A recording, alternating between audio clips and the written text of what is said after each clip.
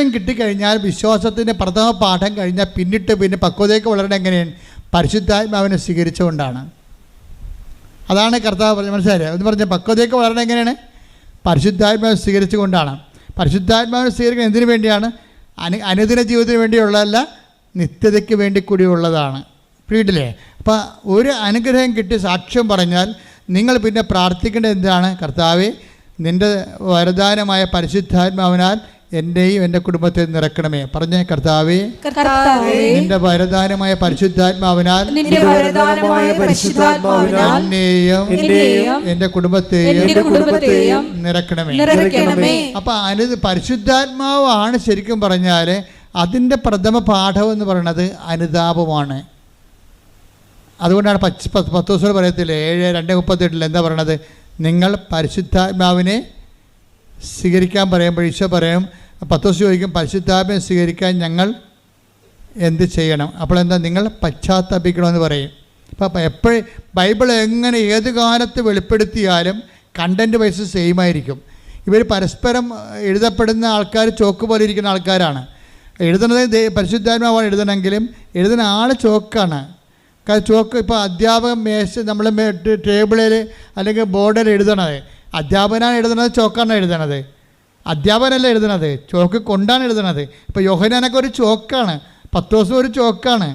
അവരെ കൊണ്ട് പരിശുദ്ധാത്മാവ് എഴുതുന്നതാണ്, പല കാലങ്ങളിൽ എഴുതുന്നതാണ്. പക്ഷേ ആ എഴുതുന്ന ആൾ പരിശുദ്ധാത്മാവ് ആയതുകൊണ്ടും ഒരേ ഒരാളായത് കൊണ്ടും എവിടെ എന്ത് പറഞ്ഞാലും പരസ്പര വിരുദ്ധം ഉണ്ടാകത്തില്ല. ഇവിടെ എന്താ പറഞ്ഞത്? നിനക്ക് ഈ വെള്ളം കുടിച്ചാൽ നീ ദാഹിക്കും അല്ലേ? ഞാൻ തരുന്ന വെള്ളം കുടിച്ചാൽ നിനക്ക് ദാഹിക്കത്തില്ല. ഞാൻ തരുന്ന വെള്ളം എന്താണ്? അത് 7:39 തന്നെ വിശ്വസിക്കാതിരുന്നവർ സ്വീകരിക്കാതിരുന്ന പരിശുദ്ധാത്മാവിനെക്കുറിച്ചാണ് അവൻ പറഞ്ഞത്. ഈ ആത്മാവിനെ കിട്ടാൻ എന്താ പറയണം? എന്താ മാർഗം? ഈ ആത്മാവിനെ കിട്ടാൻ പശ്ചാത്താപം തന്നെ പറയണം. പോയി ഭർത്താവിനെ വിളിച്ചുകൊണ്ട് വരണം. അപ്പോൾ പറഞ്ഞ് ഞാൻ എൻ്റെ ഇപ്പോൾ അപ്പോൾ എനിക്ക് ഭർത്താവില്ല, നിനക്ക് ഭർത്താവില്ലെന്ന് പറഞ്ഞ് ശരിയാണ്.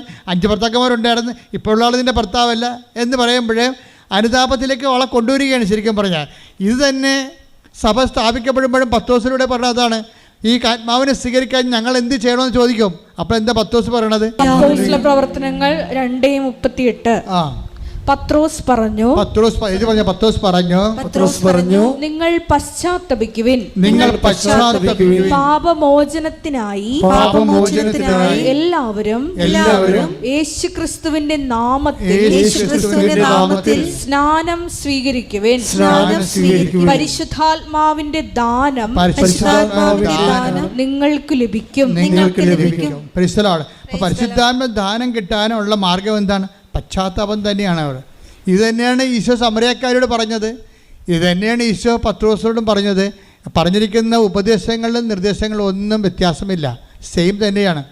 അപ്പോൾ ഈ അടയാളങ്ങൾ കാണുമ്പോൾ എന്താ ഉദ്ദേശിക്കുന്നത്? അടയാളങ്ങളും അത്ഭുതങ്ങളും വരുമ്പോൾ അതിൻ്റെ ഉദ്ദേശം എന്താണ്? കർത്താവേ, നീ ഞങ്ങളെ വിട്ടു പോകണമേ എന്ന് പത്രോസ് പറയുന്നില്ല അത്ഭുതം കാണുമ്പോൾ. ലൂക്ക 5:7 അവർ മറ്റേ വെള്ളത്തിൽ ഉണ്ടായിരുന്ന കൂട്ടുകാരെ ആംഗ്യം കാണിച്ച്. അപ്പോൾ അത്ഭുതകരമായ മീൻപിടുത്തമാണ്. കടലിൽ ഒരു കരിനന്തം പോലും ഇല്ലാത്ത കാലത്ത് കർത്താവ് സമർത്ഥമായ മത്സ്യവിളയാളികളെ അനുഗ്രഹിക്കുന്ന അനുഗ്രഹം കൊടുക്കണവർക്ക് ആ ആധിക്യം. അപ്പം മറ്റു വള്ളക്കാർ ഈ വള്ളം മുങ്ങണ കാരണം മറ്റു വള്ളക്കാരെയും കൂടി പത്രോസ് കൈകൊണ്ട് ആ നൻപ് കാട്ടി വിളിക്കും. എന്നിട്ട് 2 വള്ളങ്ങളും മുങ്ങാറാവോളം നിറക്കും. അടുത്ത വായിച്ചേ.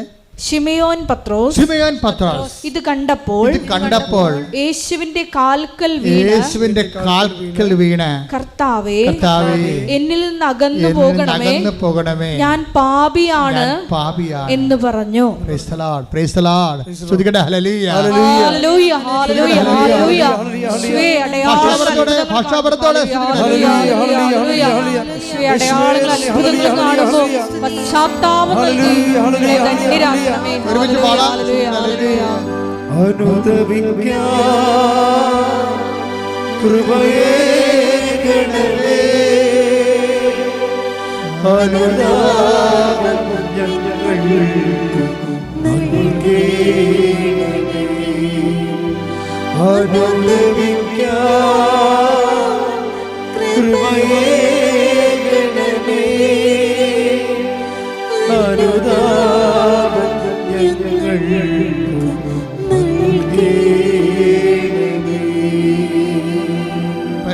പരമദിവ്യകാരുണ്യത്തിന് എന്നേരവും ആരാധനയും സ്തുതിയും പുകഴ്ചയും ഉണ്ടായിരിക്കട്ടെ. പരിശുദ്ധ പരമദിവ്യകാരുണ്യത്തിന് എന്നേരവും ആരാധനയും സ്തുതിയും പുകഴ്ചയും ഉണ്ടായിരിക്കട്ടെ. അനുതാപത്തിന്റെ ഒരു സെക്ഷൻ കഴിയുമ്പോഴാണ് വലിയ കാര്യങ്ങൾ സംഭവിക്കുന്നത്.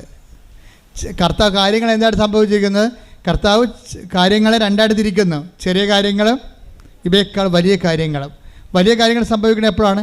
ഞാൻ എൻ്റെ പിതാവിൻ്റെ അടുത്ത് പോവുകയും ഇതിനേക്കാൾ വലിയ കാര്യങ്ങൾ നിങ്ങൾ ദർശിക്കുകയും ചെയ്യുമെന്ന് പറയും. ഈ വലിയ കാര്യങ്ങൾ നമ്മൾ ദർശിക്കുന്നത് എപ്പോഴാണ്? കർത്താവ് പിതാവിൻ്റെ അടുത്ത് പോകണം. പിതാവിൻ്റെ അടുത്ത് പോണത് എന്തിനു വേണ്ടിയാണ്? ഞാൻ എൻ്റെ പിതാവിനോട് ചോദിക്കുകയും. Take the bed of God. യോഹന്നാൻ 14:16. യോഹന്നാൻ 14:16. ഞാൻ പിതാവിനോട് അപേക്ഷിക്കുകയും. അതാണ് പിതാവിൻ്റെ അടുത്ത് പോകണം. നമ്മൾ വലിയ കാര്യങ്ങൾ ദർശിക്കേണ്ടത് എങ്ങനെയാണ്?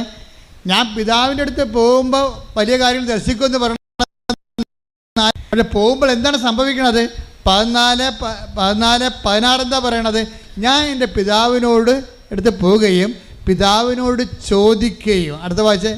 എന്നേക്കും നിങ്ങളോട് കൂടെ ആയിരിക്കാൻ. എന്നേക്കും പറഞ്ഞ എന്നേക്കും നിത്യത വരെ നിങ്ങളോട് കൂടെ ആയിരിക്കുവാൻ മറ്റൊരു സഹായകനെ അവിടുന്ന് നിങ്ങൾക്ക് തരികയും ചെയ്യും. ശ്രദ്ധിക്കട്ടെ. ഹല്ലേലൂയ. ഞങ്ങൾക്ക് സഹായകനെ വാഗ്ദാനം ചെയ്ത പിതാവിന്റെ സ്നേഹത്തിന് നന്ദി പറയുന്നു. ദൈവമേ വരണേ, നിന്റെ ഉള്ളിൽ വസിക്കാൻ വരണേ. ആത്മാവാം ദൈവമേ വരണേ, നിന്റെ ഉള്ളിൽ വസിക്കാൻ വരണേ. ദാഹിച്ചു നിന്നെ ഞാൻ തേടുന്നു, സ്വർഗം തുറന്നിറങ്ങി നീ വരണേ. ദാഹിച്ചു നിന്നെ ഞാൻ തേടുന്നു, സ്വർഗം തുറന്നിറങ്ങി നീ വരണേ. ആത്മാവാം ദൈവമേ വരണേ, എന്റെ ഉള്ളിൽ വസിക്കാൻ വരണേ.